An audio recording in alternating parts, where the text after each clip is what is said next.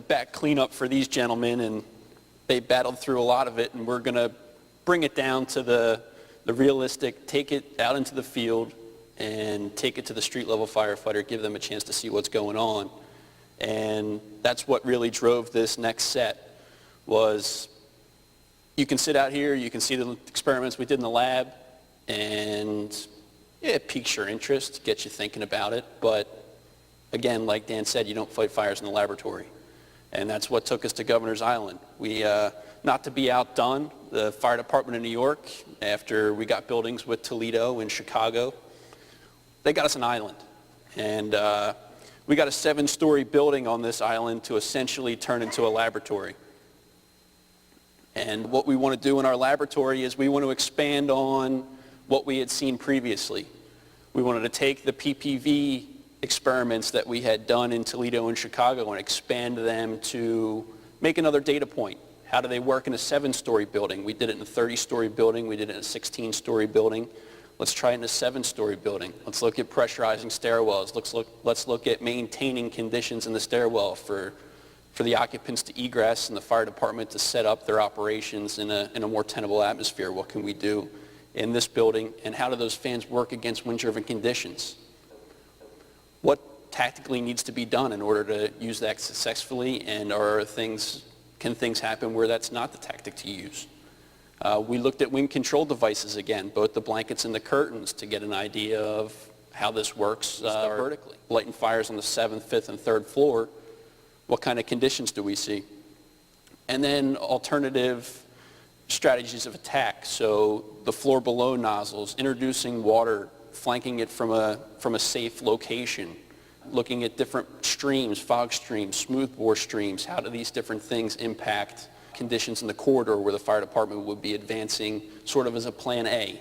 Let's start validating these tactics for plan B. Plan B should not be to send engine company after engine company down that hallway, burning them up until the fire goes away and they can walk in and put it out. We need 2 identical sides of the building. We wound up being 14 experiments in 12 different apartments on the 7th floor, the 5th floor, and the 3rd floor, starting at the top and working down, looking at these different tactics. We ran miles and miles of cable to measure temperature in the fire apartments, temperature in the corridors, gas velocities, how quick are these air currents moving through this building.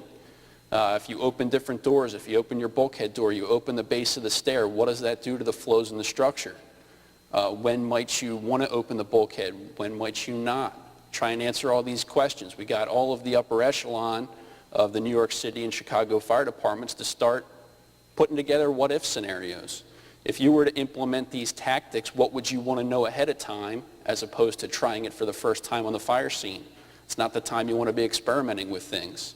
So we implemented all of their questions, all of their suggestions into these 14 experiments to start answering some of these questions. Here's a quick video showing an outside view where our fire was in the bedroom right here.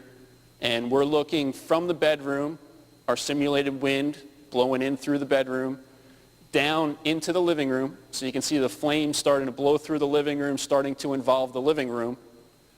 The public hallway, where you've got flames just rolling down the corridor, and then you've got the stairwell door open and the bulkhead door open as well.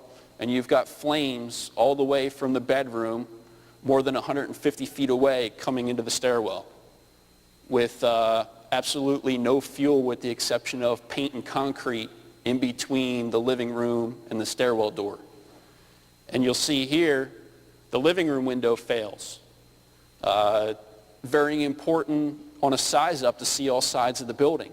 Just because you have no flames, or you've got flames pulsing out of the B side, and you've got flames venting extremely quickly out of the A side, doesn't mean that you've got a naturally ventilated fire and there's no wind conditions and everything's okay. It's important to see all sides of the building. And the other important thing was, even when that living room window failed, sort of creating the path of least resistance, sort of a 6-foot by 8-foot opening in the side of the building, there was still enough flow to completely split going out that window and still producing flames through the hallway into the stairwell.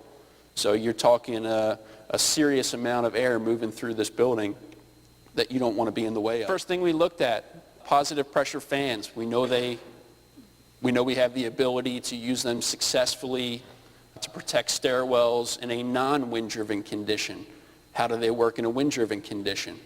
And we looked at a number of scenarios. The fans we used here, 27-inch portable fans, similar fans that we used in all of our other experiments, sort of the largest portable fan that you can wheel around and use somewhat easily. And the important thing there is to purchase fans for your application. If you're going to pressurize high-rise stairwells, you don't want to do it with a 16-inch electric fan. It's just not the right tool for the job. And if you watch that DVD, you'll understand that stuff a lot more. Here's an 8-view video looking at one of the experiments.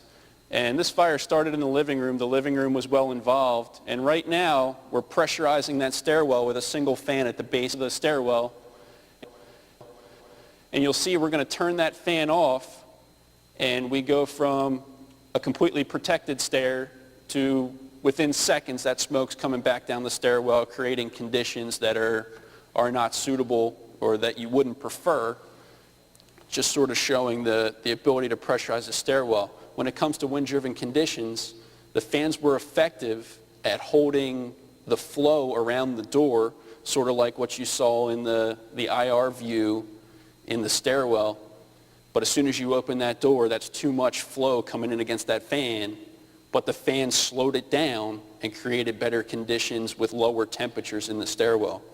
Very important to utilize that tool. Looking at temperature, so you've got your temperature in Fahrenheit on the right-hand side here, and this is an idea of the scale of one of these experiments, and sort of in the lab we could really control fire grows, open a vent, what was the impact of that vent, or drop a curtain, what was the impact of the curtain. Here we've got 7 floors to work with, and we wanted to replicate what the firefighters would do as they arrive. So everything from opening the base of the stair to access the attack stair, opening the fire floor, opening the bulkhead, turning fans on, turning fans off, all of these things we wanted to get a look at. But here we're highlighting the use of the fans. So here you can see as the fan's activated, what it does to the temperatures, mainly in the stairwell is what we're looking at on the bottom here.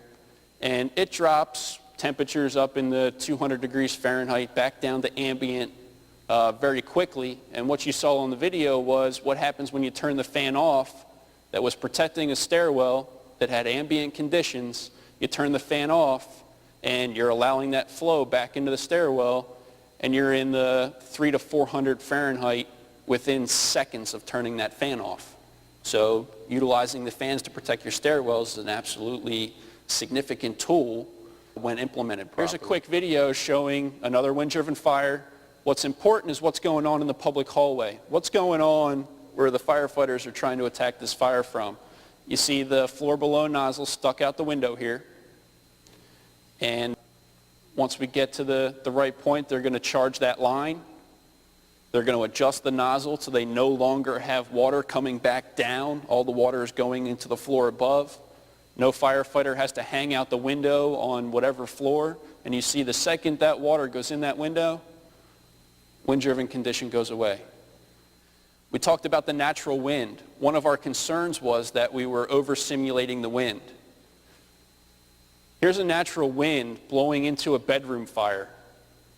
And to talk about pulsing, here's a prime example right here. If you pull up and you're the incident commander or you're the first arriving engine company and you're assessing the conditions you have inside and you see pulsing fireballs coming out of the window and going to the ground, you need to consider your wind condition. This is a great example of something you might see on a size up. And as it turns out, what we were doing in this experiment was taking the natural wind, allowing it to go through an apartment on this wing, through the corridor, and out of an apartment on the other wing. And it got to a point where conditions deteriorated so quickly, we essentially had to evacuate all the crews that could deploy the blankets from the floor above, because almost the entire floor was about to flash over simultaneously from one end 400 feet away at the other end of the floor. And conditions were extremely bad, and this is what they look like out that window.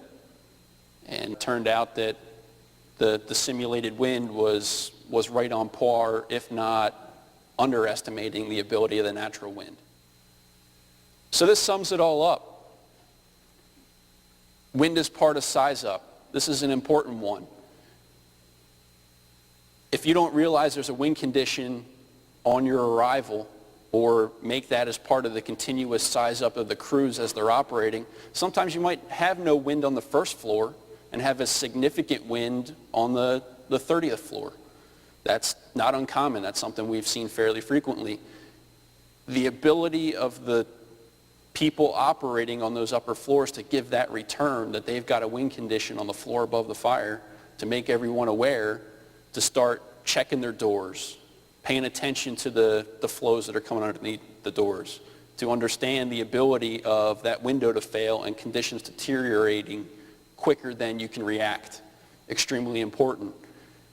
Controlling doors in the flow path.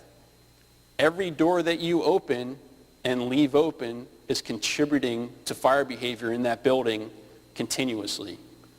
You open the base of the stair and chock that door open, you just change the airflow dynamics in that building.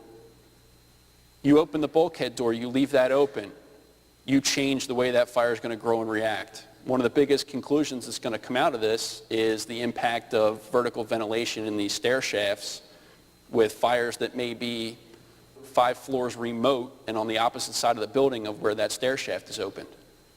You want to get a fire to grow and to flash over, open the bulkhead door, open the stairwell, and allow it to vent vertically. That will allow that fire to progress much quicker than if you left that door shut.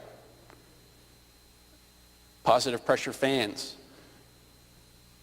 Improve stairwell conditions in every single orientation. Fireproof building, we're not talking positive pressure attack, we're talking about pressurizing a space to control where smoke can flow to, or slow down where that smoke is going to go to. It's always a good idea, or the common thought process is we're going to have an attack stairwell, we're going to have a ventilation stairwell, and no occupants are going to enter these stairwells, or we'll be able to keep all the doors shut and no smoke will get into the stairwell. We'll get all the occupants down, no problem. If anybody really gets that to work effectively and can keep the smoke from leaking around the doors into the stair shafts, that might be a viable option. Most of the time that doesn't happen. Using technologies such as pressurizing stairwells, which get used daily when buildings are engineered